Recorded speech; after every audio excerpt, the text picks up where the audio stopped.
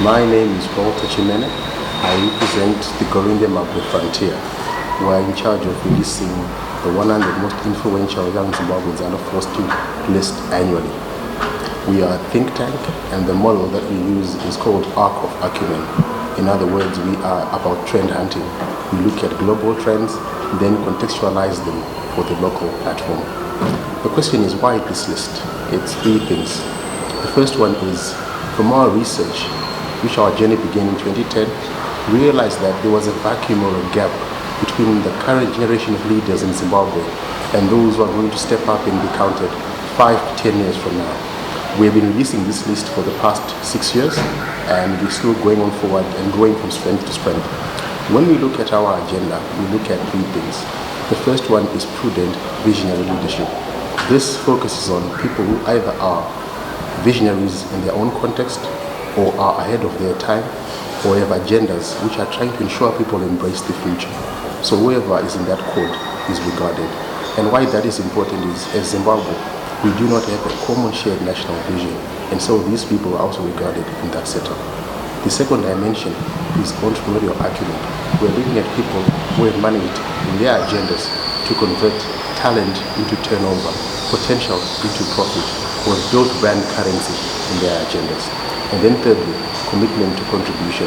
We are looking at people who have assisted their communities to build a better awareness about campaigns and also initiatives. We're also looking at people who have started initiatives where they become trendsetters, where they become a mark of recognition in their communities. And then lastly, we're looking at people who have set the tone and put Zimbabwe on the map either regionally or globally as achievers. We have many young Zimbabweans who have set up their concepts, and these concepts are ahead of their time. And the challenge is there's always a gap between where we are now and where we deserve to be.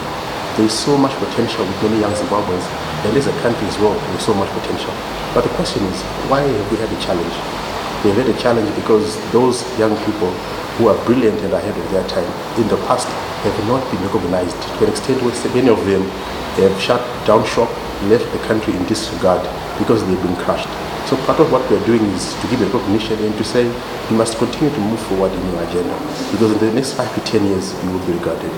And then lastly, we are really inspired by the need to think generationally, to say as a country, how do we build and share a common shared national vision? Many countries have built better economies because of that.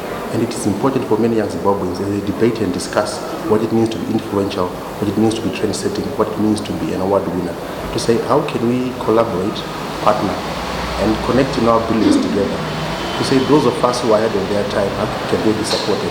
But it is important for us to continue the conversation as we go. As people move into the next 5 to 10 years, where do we see ourselves as a country? Where do we see ourselves as an economy? And it is young people who are part of our list, and some of them who may not be, who will contribute to that. So it is important to be thinking world class, to be thinking recognition, to be thinking award setup, so that those who have done well, who have succeeded, can be rewarded, and then they can become an inspiration to the coming generation. This year was an exciting time for us. We saw a lot of dynamics and changes in the listing and the numbers as well. We deliberately decided to shift prominent prophets who have been popular to become number one in the past, as Prophet Walter Magaya and Prophet Emmanuel Makandiwa, and we have since moved into the Hall of Fame. And part of it was because last year there was a lot of debate and discussion where many people felt that perhaps they will continue to dominate the list without giving others who are also rising a chance. So the decision was to elevate them to the Hall of Fame. We also had our champion boxer, Charles Menucci, who we really was inspired by because he actually has several titles to his name, and these are world-level, world-class titles. And I think that's very important as a recognition and inspiration to the young generation. We also had musician Jao Fraser, who was also on our list. He managed to become very consistent in his work and his craft, and he managed to build or secure his brand beyond Zimbabwe. And now he's got a couple of awards at Africa level and beyond, and I think that's equally important. Number one on our list was Pastor Ivan Mawarire, who was the trendsetter in terms of this flag movement. He was number one on our list primarily because in our context and our view, the first thing, we disrupted our thinking in terms of the nation, to assist the nation to realize that you don't have to be political to be a patriot, but most importantly, it's important to stand up and share your views and then connect with what is happening on the ground.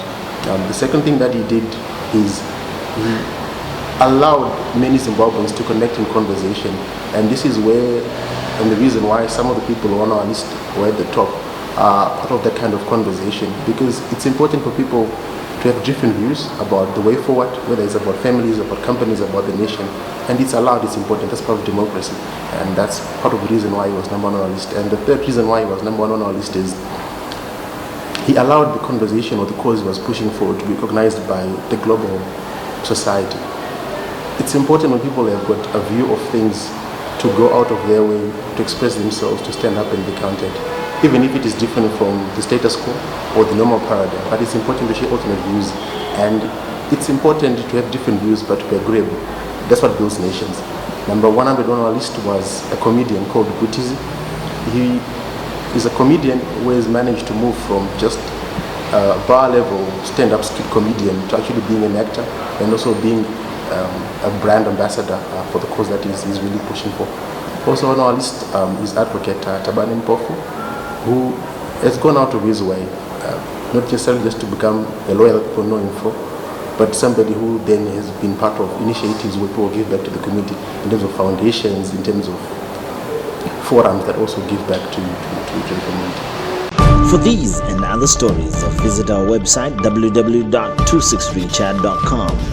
Follow us on Twitter @263chat and like our Facebook page 263chat.